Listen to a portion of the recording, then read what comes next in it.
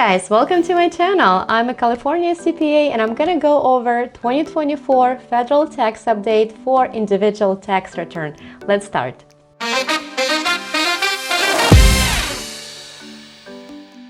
So in this video, we're going to talk about the main important changes for the tax law for the tax year 2023 for a tax return we'll be filing now in 2024.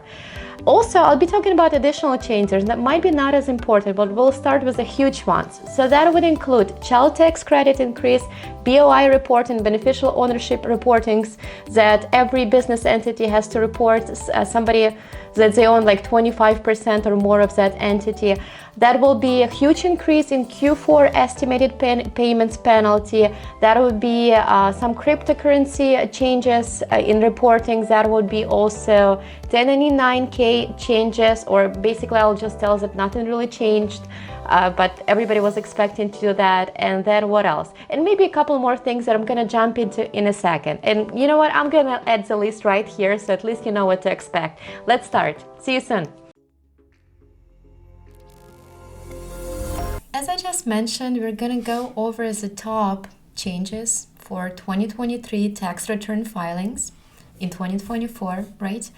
And then I'm going to go over other details that might be not as important, but I would like you to know. So we'll start with top important changes that I just mentioned, and then we'll go over tax rates change, capital gains tax rate change, virtual currency updates, stock options, social security, cancellation of debt. So all other topics will go afterwards. So let's start with the most important. So child tax credit, right? Everybody's talking about child tax credit because that's the biggest one since, I guess, 1967. They finally changed the amount. Is it going to be helpful? I think so, but it's better than nothing. So basically what they're changing, it used to be 2K per child, and now it's 3K per child. And for children over the age of 6, it will be from 2K to 36K. 3,600, right? So 3.6K. So that is awesome news, and they say that working families that make up to 50K will get a full deduction, or this is amount for a single parent. So this is kind of the biggest change for this tax year. The second one would be beneficial ownership reporting, right? So we talked about it. I think everybody on a business side or individual talks about this. So this is super important. So this is brochure from their website. So I'm just kind of want to bring it up and see what they say. So basically they're saying beginning of January 2024, which is now, right? Companies need to report information to FINCEC, so they have to go to their website and register and report who owns those reporting entities. So what is reporting companies? So it says here it's a corporation, limited liability LLCs, created in US, corporation and LLCs, and some other things. Let me just find a description of more, because I know there is more than just this. Also, a foreign company that would register and do business in US has to report as well. Let me check what else. So they say certain entities doesn't need to report, so it will be included public traded companies, non-profits, and things like that. And how do we report? We go here to their website and just with FINCEC, right? Like we do with FBARs, and we need to report. What do we need to report? Does it say in here? I think it's supposed to say, well, let's just go through when to report. So if company was created before January 1st, 2024, they have full year until January 1st, 2025 to report it. If company was created after January 1st, 2024, so they have 90 calendar days, and if there's any updates, we do have to do it within 30 days. So it's a lot. I don't know if they're gonna get what they want, because this is that seems a lot. And let me see if we have more information here. What actually we need to report? We need to report beneficial owners. And what it means is basically, it says whoever owns more than 25% of the company, that's something we need to report. And I don't think this one is really has also information, because we also we think as CPAs and trusts and states and might report that as well, but we don't know yet. For now, it just kind of says like this reporting corporation. I know limited partnerships has to report, but I don't see it here. So I think it just like we have to look into what actually needs to be reported. And I think they have like more details on their website, but it's pretty much all the businesses except if they're PTPs, not PTPs, nonprofits, or some like huge corporation. And we just and there is a list of 23 exemptions on their website. But like as far as I know, it should be all corporations, LLCs, limited partnerships, limited liability partnerships, but typically shouldn't include like general partnerships, sole proprietorships, and trusts for now, but we should look into it as this progresses. Okay, so this is BOA. This is huge, something to remember for all of us. So if I would not think about it this tax season, but if you form some new entities and you have to report it within 90 days, that's something to consider. So let's revive this tax season and let's think about how to report all of this later, but something to remember, right? Alrighty, so let me see. Okay, so high interest rates. So something I want to bring up in a second. Thank you for watching my video. Just a quick interruption. I'm sorry. Just to tell you that I do sell online courses. So if you go to my website, remotecpanla.com, it will give you more information about online courses that I sell and what I teach, and with more information about me, agenda on what we do. We have a weekly calls. We go over the different kind of issues or problems we can have in a tax software. So in the end of this 1 month course, you'll be able to prepare like a complex tax return in any tax software you choose. Thank you again. Please continue watching my video.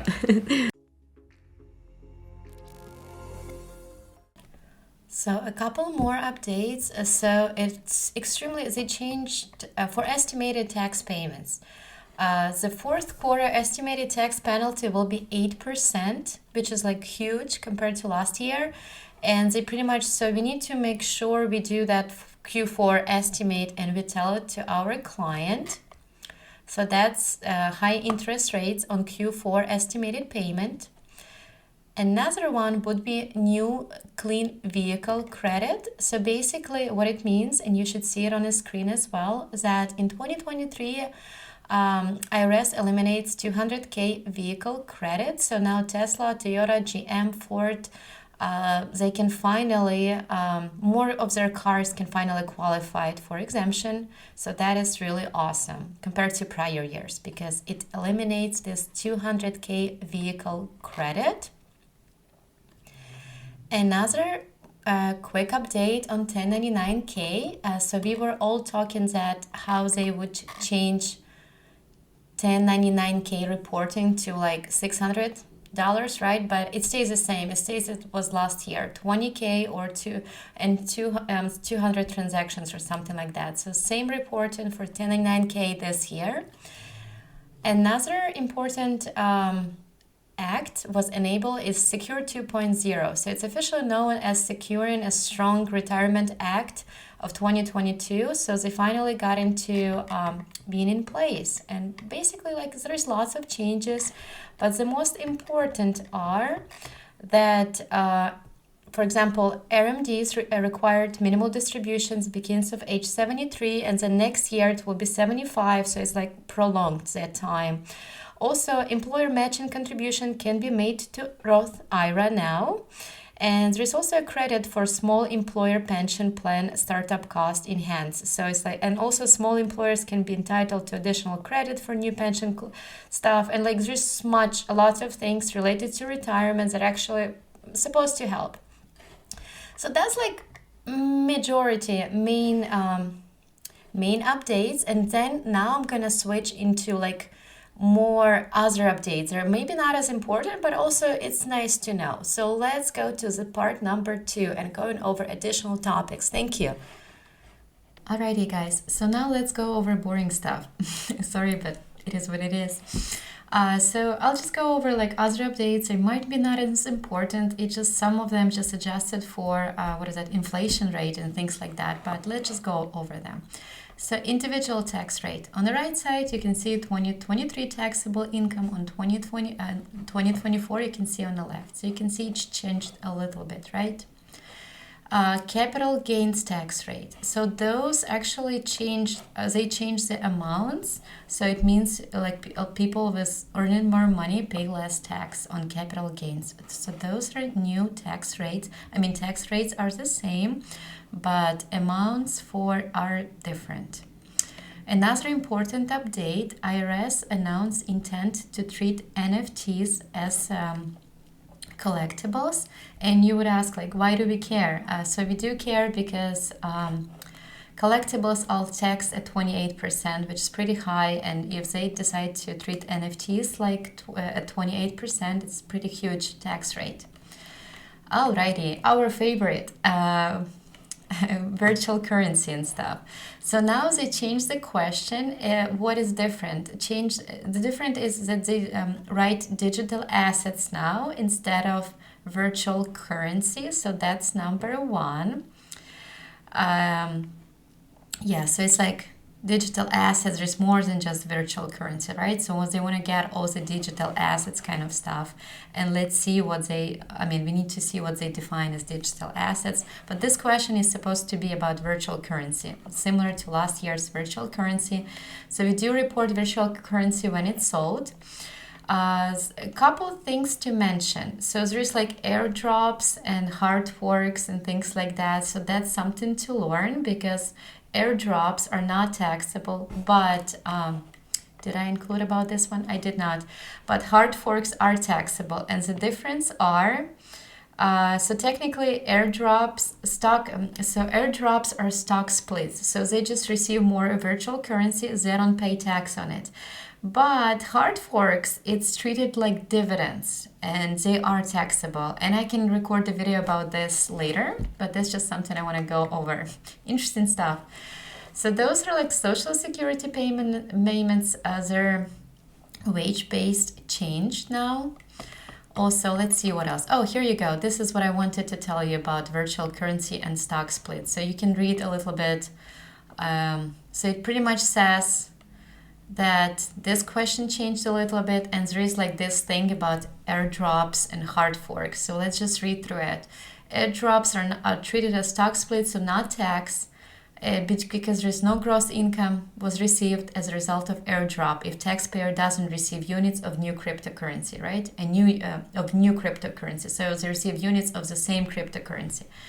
But hard forks, it's something, gross income occurs as a result of airdrop following the hard fork if the taxpayer receives unit of new cryptocurrency. So I imagine like they receive new cryptocurrency, and this one old cryptocurrency. So this one is just not taxable like a stock split, or this one is taxable because they're like dividends. All right, let's move on to easier stuff. So easier stuff is like, what is it? Standard mileage rate will change for medical, for charity, for business, or for business. It kind of stays the same as end of 2022. Well, that's good to know. Standard deduction increase, of course, like it does every year. So that's awesome. There's this thing about long-term care premium limits, which might be important for somebody. They increased. Adoption credit increased. Earned income tax credit, obviously this is like a new numbers. I'm pretty sure it increased as well. Oh, so that's important. That's what I was talking about, vehicles. So that makes me excited because I want to get electric car and take a credit for it. So it says 200K of sales limit applies, but it's like, so it doesn't apply for 2022 and 2023, 2024, so they can take a credit. And then it's like, does it have to be assembled in North America? Yes, it does. Like how much it costs? Yes, it probably applies. What's the cost of that car? So we have to look into it. AGI applies probably. Well, and things like that. So this is new. Critical mineral and battery requirement applies. So this is something new. We can look into it, but probably will be later after tax season. So I wouldn't really focus on that as much. So that's kind of all I wanted to mention. There is lots of other things as well, but they're mostly like, like increased based on inflations and things like that. So those are the most important updates for 2023 tax return filings. Well, good luck this tax season, and let me know if you have any questions. I'll try to record similar videos on business and California updates. Yeah, hope that was helpful. Let me know if there's any other videos you want me to record, please let me know. I'll do my best. See you soon.